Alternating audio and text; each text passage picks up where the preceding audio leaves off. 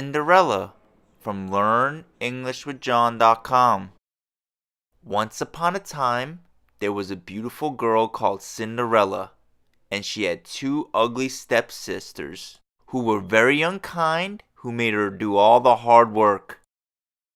She had to sweep the floors, do all the dishes, while they dressed up in fine clothes and went to lots of parties.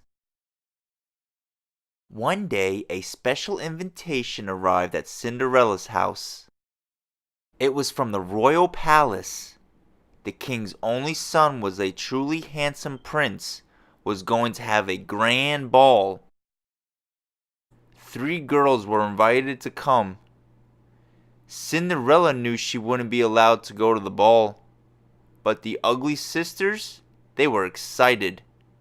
They couldn't talk about anything else. When the day of the ball came, they made such a fuss. Poor Cinderella had to rush upstairs and downstairs. She fixed their hair in fancy waves and curls. She helped them put on their expensive new dresses, and she arranged their jewels just so. As soon as they had gone, Cinderella sat down by the fire, and she said, "Oh, I do wish I could go to the ball." The next moment, standing beside her was a lovely old lady with a silver wand in her hand. "Cinderella," she said, "I am your fairy godmother, and you shall go to the ball. But first, you must go into the garden and pick a golden pumpkin. Then bring me 6 mice from the mouse traps, a whiskered rat from the rat trap, and 6 lizards. You'll find the lizards behind the watering can." So Cinderella fetched a golden pumpkin, 6 gray mice, a whiskered rat, and 6 lizards. The fairy godmother touched them with her wand, and the pumpkin became a golden coach. The mice became 6 gray horses. The rat became a coachman with the most enormous mustache, and the lizards became 6 footmen dressed in green and yellow. Then the fairy godmother touched Cinderella with the wand, and her old dress became a golden dress, sparkling with jewels, while on her feet was the prettiest pair of glass slippers ever seen. "Remember," said the fairy godmother, "you must leave the ball before the clock strikes 12, because at midnight the magic ends."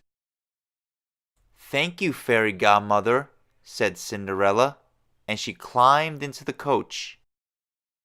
When Cinderella arrived at the ball, she looked so beautiful that everyone wondered who she was, even the ugly sisters.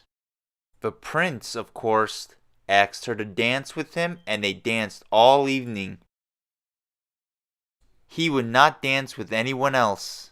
Now Cinderella was enjoying the ball so much that she forgot her fairy godmother's warning until it was almost midnight and the clock began to strike. 1, 2, 3. She hurried out of the ballroom. 4, 5, 6. As she ran down the palace steps, one of her glass slippers fell off. 7, 8, 9. She ran on toward the golden coach. 10, 11, 12. Then there was Cinderella in a whole dress. The golden pumpkin lay in her feet, and scampering down off the road were 6 gray mice, a whiskered rat, and 6 green lizards. So Cinderella had to walk home, and by the time the ugly sisters returned home, she was sitting quietly by the fire. Now when Cinderella ran from the palace, the prince tried to follow her, and he found the glass slipper.